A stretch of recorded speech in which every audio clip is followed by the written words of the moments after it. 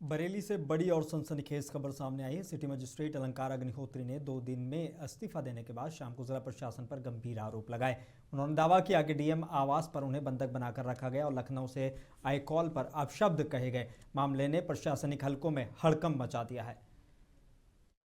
को एसआईआर के काम से मैं बहुत प्रेशराइज था, इसलिए जो सिटी मजिस्ट्रेट बरेली अलंकार अग्निहोत्री ने रिजाइन दे दिया है और अभी वो 3-4 दिन की छुट्टी पे चले गए हैं, ऐसा उनकी प्लानिंग चल रही थी।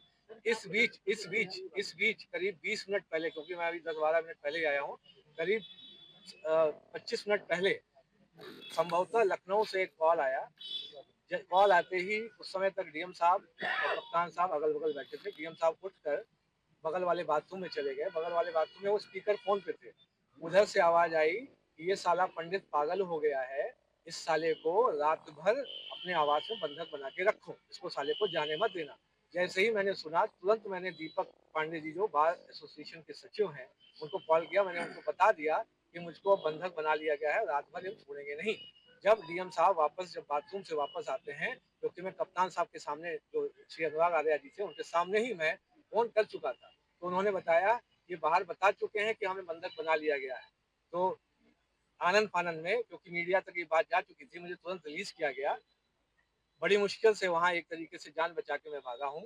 अगर दीपक पांडे जी सचिव मेरे साथ नहीं होते तो वहां पे कुछ भी अभद्र घटना हो सकती थी। और ये आपको पता पड़ा है कि जिलाधिकारी महोदय को करीब 20 मिनट पहले इस लखनऊ के किस नंबर से कॉल आया है जिसमें वो ये बोल रहे हैं साला पंडित पागल हो। कुशीनगर में यूजीसी के नए प्रावधानों के खिलाफ आज जबरदस्त जन आक्रोश देखने को मिला। स्वर्ण संगठन ने पैदल मार्च निकालते हुए रविंद्र नगर मुख्यालय पर जोरदार प्रदर्शन किया।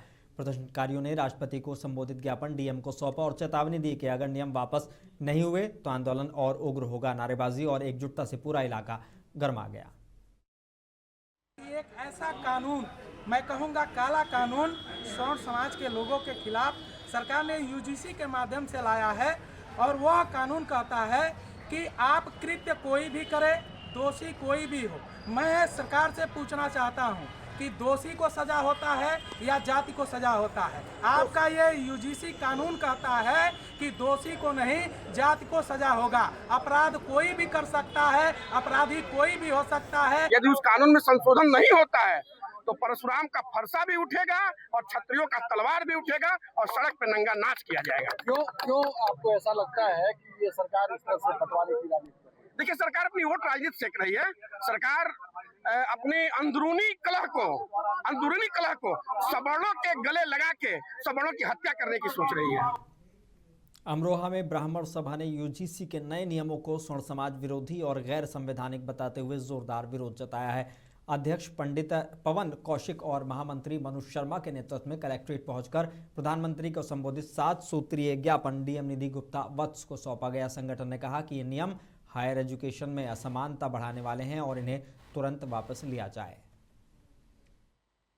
मैं मनोज शर्मा एडवोकेट, ब्राह्मण सभा अमरोहा की ओर से आज हमने प्रधानमंत्री महोदय को संबोधित एक ज्ञापन जिलाधिकारी महोदय को सौंपा है, जिसमें हमने अभी हाल ही में जो विश्वविद्यालय अनुदान आयोग द्वारा जो नियम बनाए गए हैं उन नियमों के विरोध में हमने 7 सूत्रीय ज्ञापन सौंपा है।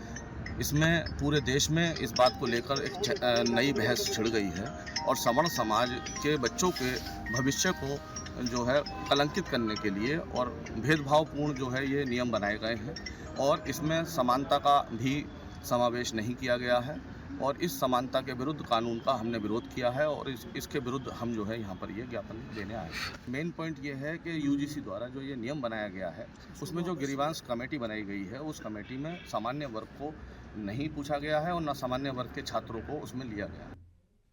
झांसी के गुरुसराय सामुदायिक स्वास्थ्य केंद्र में गरोठा विधायक जवाहरलाल राजपूत ने इमरजेंसी वार्ड का शिलान्यास किया। विधायक ने कहा कि नए इमरजेंसी वार्ड से गंभीर मरीजों को त्वरित और बेहतर इलाज मिलेगा। उन्होंने बताया कि 100 से अधिक गांवों के मरीज यहां आते हैं, ऐसे में सुविधा लाइफ सेविंग साबित होगी। कार्यक्रम में अस्पताल प्रशासन, जनप्रतिनिधि और स्थानीय लोग मौजूद रहे। आपके सामने निरंतर काम चल रहा है, चाहे वो कचीर का पुल हो, ससुर नाले का पुल हो, या कोटला का अधूरा पुल हो, या क्रिया घाट का पुल हो, या आपका समतर मोड़ का ओवर हो, इतने आवश्यक थे कि वास्तव में बहुत जरूरी था।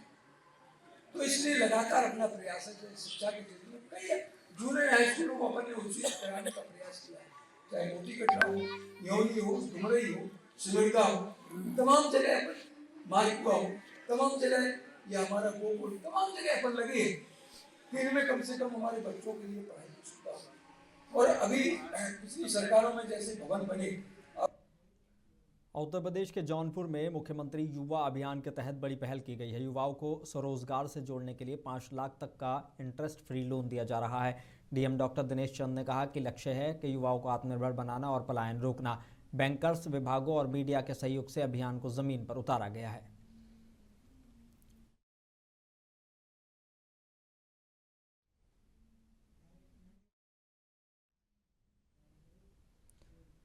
रामपुर के चर्चित पायल हत्याकांड में कोर्ट का बड़ा फैसला आया है। अदालत ने मंगेतर समेत 6 दोषियों को आजीवन कारावास और 35-35 हजार रुपए जुर्माने की सजा सुनाई है। साल 2018 में पायल के अपहरण का केस दर्ज हुआ था। बाद में कोसी नदी फार्म हाउस से उसका शव 3 टुकड़ों में मिला था।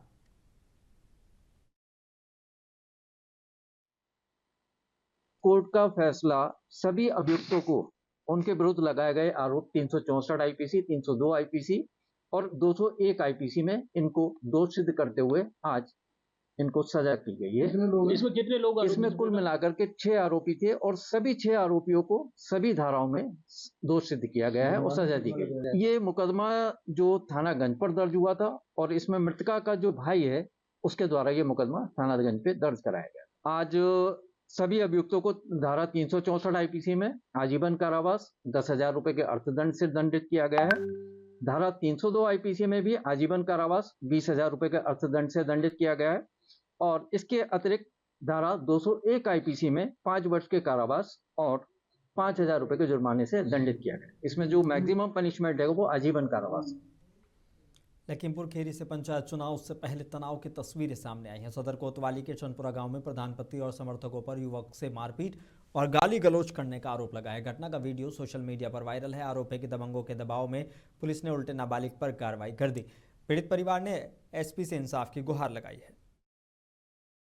गाय को पानी पिला रहा था और प्रधान वहाँ के स्कॉर्पियो लेके निकले और कहने लगे ये गाय हटाओ और तुम हटो वरना गाड़ी चढ़ा देंगे, ऊपर ही सब मर जाओगे, और गाली उली देने लगे। एक छोटी बहन थी उसको भी गाली उली दिया और घर आने की कोशिश कर रहे थे। घर में घुस गए थे। कुछ लोगों के पास लाठी थी और कुछ लोगों के पास तमंचे वमंचे भी थे। अब घर घिसे पड़े थे। घर में मैं अकेला ही था, मर्द और कोई था नहीं, यही था। जब मैं घर के अंदर घुस गया तो लोग गाली देके कह रहे थे बाहर निकलो, तुम्हें मारेंगे, तुम्हारे गोली मार देंगे, यही सब धमकी दे रहे थे। हमीरपुर के राज कोतवाली इलाके के परा गांव में मेले के दौरान बड़ा बवाल हो गया। रामलीला की तैयारी के बीच 2 पक्षों में विवाद बढ़ा और फायरिंग हो गई। गोली लगने से पृथ्वीराज राजपूत गंभीर रूप से घायल हुए। मारपीट में 2 अन्य लोग भी जख्मी हुए हैं। पुलिस मामले की जांच और आरोपियों की तलाश में जुटी हुई है। आपसी विवाद के दौरान एक व्यक्ति पृथ्वीराज राजपूत उम्र लगभग 46 वर्ष निवासी पराखेड़ा को गोली लगने से चोट आई है, जिसे उपचार हेतु भेजा गया, जहां चिकित्सकों के अनुसार घायल की स्थिति सामान्य बताई गई। मारपीट के दौरान आरोपी पक्ष से भी 2 व्यक्ति प्रदीप राजपूत निवासी बल्लाय थाना खरेला महोबा व ब्रिज किशोर अहिरवार निवासी अनगौरा थाना चरखारी महोबा घायल हुए हैं, जिन्हें समुचित चिकित्सीय उपचार उपलब्ध कराया गया है। वर्तमान में सभी घायलों का मेडिकल कॉलेज झांसी में इलाज चल रहा है। घटना के संबंध में देवरिया के बेतालपुर इलाके में उस वक्त हड़कंप मच गया जब शिवांश होटल पर पुलिस ने अचानक बड़ी रेड की। छापेमारी में करीब 7 जोड़े आपत्तिजनक हालत में मिले। साथ ही आपत्तिजनक सामान और कई बाइक भी जब्त की गई हैं। होटल पुलिस चौकी के पास अवैध गतिविधियों का अड्डा बताया जा रहा है। फिलहाल होटल सील करने की कार्रवाई की जा रही है। अभी बैतालपुर में जो चौकी क्षेत्र है उस क्षेत्र में हम लोगों ने रेड डाली है और एक होटल नुमा स्पा सेंटर के रूप में प्रकाश में आया है, जिसमें कुछ जोड़े पकड़े गए हैं और जिस पर विधिक कार्रवाई हम लोग कर रहे हैं। लगभग 7 जोड़े मैंने पकड़े हैं। किस तरह का काम? और जैसे से कि संज्ञान में आया है कि जो बाहर से कुछ लोग एज ए पैरेलर के रूप में लेके आते हैं और इस तरह की चीज़ें कमरा वगैरह लेते हैं। क्या क्या कार्रवाई हुई? अभी विधिक कार्रवाई जो भी है नियम अधिनियम तो उस तरह कार्रवाई करेंगे। क्या क्या सामान? अभी फिलहाल रजिस्टर हम लोग रजिस्टर चेक कर रहे हैं, इनकी आईडी चेक कर रहे हैं कि इनके पास कौन बालिग है नाबालिग है या इनके पास कोई अथॉरिटी है जिस अथॉरिटी के बेस पर ये लोग इस तरह की चीज़ें कर रहे हैं। अमरोहा के नौगांवा सदात इलाके के गांव खेड़ा अपरोला में देर रात एक गरीब परिवार के घर में भीषण आग लग गई। बांस बल्ली से बना मकान जलकर पूरी तरह राख हो गया।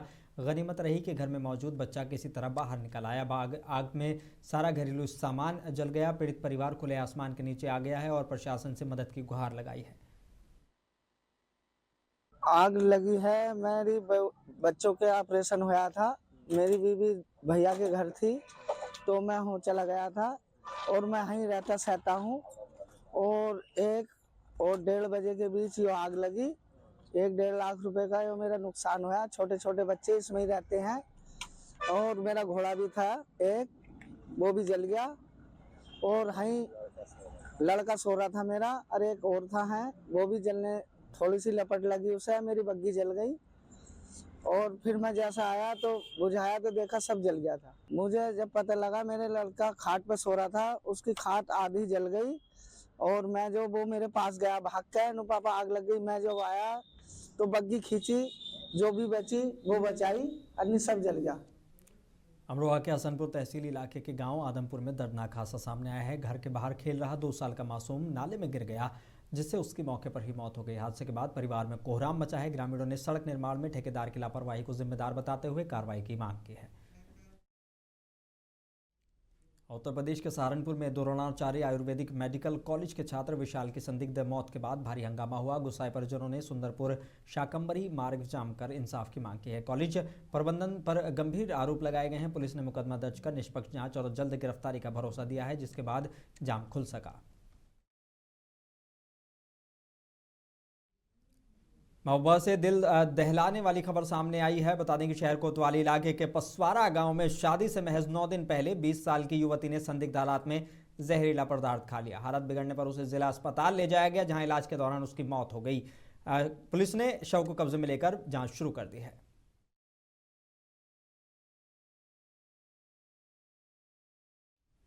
संभल के थाना चंदौसी पुलिस ने फर्जी शादी के नाम पर लूट करने वाले गिरोह का खुलासा किया है। पुलिस ने 3 अंतरजनपदीय आरोपियों को गिरफ्तार किया है, जो शादी का झांसा देकर परिवारों से लाखों रुपए और जेवरात ठगते थे। शादी के कुछ दिन बाद दुल्हन कीमती सामान लेकर फरार हो जाती थी। पुलिस ने आभूषण और नकदी बरामद कर जांच तेज कर दी है। लड़की सप्लाई करने के नाम पे पैसे लेना और उसके बाद में उस जिसे शादी करवाते थे उस व्यक्ति के यहाँ जितना भी सोना और चांदी और इस तरीके के महंगे जेवरात हैं, उन सबको 5-6 दिन रहने के बाद में भाग जाना। तो इस तरीके के 2 अपराध इन्होंने कारित किए। उसके साथ साथ अपने आधार कार्ड में मुस्लिम नाम से होने के बावजूद उन्होंने अपना हिंदू नाम रख के धर्म परिवर्तन करने का इस तरीके का जो कृत्य है, ये राजीव और काजल उर्फ नूरजहां खातून जो है उनके द्वारा करवाया जाता था। और जालौन में जंगलों में अवैध कटान के खिलाफ वन विभाग ने बड़ी कार्रवाई की है। रामपुरा थाना क्षेत्र के पंचनंद जंगल में सूचना पर पहुंची टीम ने लकड़ी से भरा एक संदिग्ध लोडर पकड़ा है। चालक और अन्य लोगों से पूछताछ में संतोषजनक जवाब नहीं मिला, जिसके बाद लोडर को कब्जे में लेकर जांच शुरू कर दी गई है। वन विभाग ने सख्त कार्रवाई के संकेत दिए हैं।